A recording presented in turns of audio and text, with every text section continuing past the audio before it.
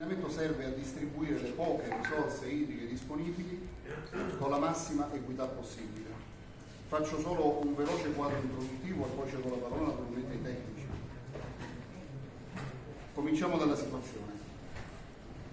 La crisi c'è ed è conclamata, non mi sembri banale dirlo, ma c'è.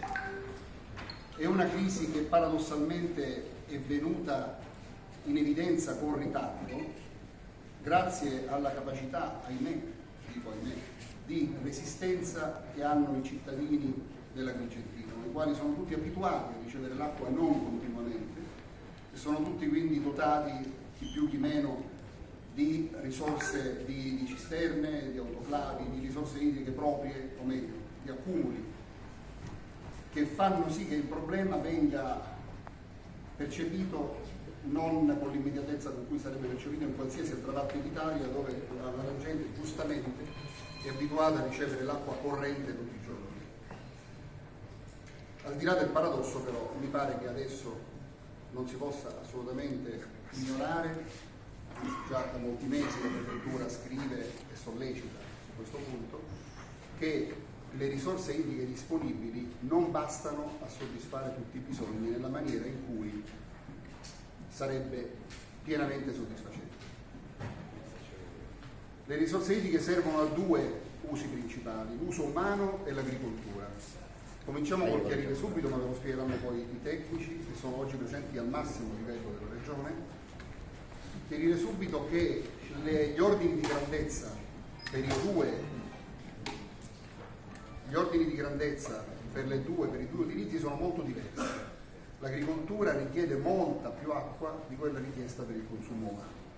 Non sono paragonabili le misure. Secondariamente, l'agricoltura richiede irrigazione per le colture cosiddette irrigue, non sono tutte e non sono distribuite equamente sul territorio provinciale. Terzo, l'uso umano è necessario ovviamente a tutti gli abitanti della provincia, nessuno escluso.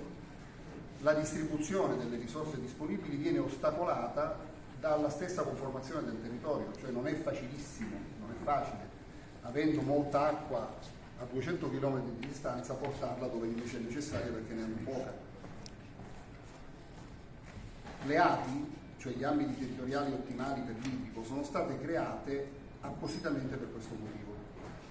Cioè l'idea che sta alla base di queste nuove entità che sono previste, attenzione, dalla legislazione nazionale, poi quelle regionali le hanno definite, individuate, in questo caso coincidono con le province. Le ATI servono proprio a creare degli ambiti ampi, collegati da traverse, acquedotti, collegamenti, condotte, che possano distribuire le risorse idriche in maniera ottimale, quando invece la natura giocoforza le concentra, dove c'è la sorgente, dove non c'è, dove c'è il fiume, dove non c'è, dove c'è il fiume con l'acqua buona, dove c'è il platano e il salso che l'acqua non è buona, perché dove l'acqua non è buona perché è salata. Ecco, questo è il quadro generale. Quindi noi abbiamo una necessità che detta così sarebbe facile soddisfare, la necessità di assicurare equità, se l'acqua è poca, che sia poca per tutti in maniera uguale, con la difficoltà appunto obiettiva del fatto che non è facile distribuire l'acqua, bisogna entrare caso per caso nella conformazione del territorio e nella distribuzione delle risorse di produzione, quindi delle fonti di approvvigionamento o delle fonti, e poi degli acquedotti che la distribuiscano.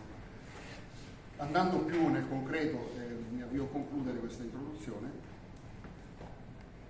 di fronte alla carenza comunque già conclamata, già tradizionale, della rete idrica, delle fonti di approvvigionamento, della rete distributiva, è chiaro che in emergenza la sola cosa su cui si può agire, o quantomeno la più importante soprattutto per i comuni, è la ricerca di nuove fonti sotterranee, i pozzi, e poi la distribuzione delle risorse idriche così ottenute, ove possibile collegandole agli acquedotti esistenti, ove non possibile distribuendole con le autoporti. Sono due temi molto importanti. Vi anticipo, ma l'ingegnere Cosimo poi ve lo chiarirà meglio, che la protezione civile regionale su questo ha insistito molto e ha messo a disposizione ingenti risorse, cioè sia per la ricerca di pozzi che per soprattutto l'acquisto e la riparazione delle autobotti già esistenti. Vi dico anche che la Regione ha semplificato tutte le procedure per autorizzare i nuovi pozzi e, come molti di voi possono testimoniare, a ogni intoppo burocratico il prefetto è sempre accanto a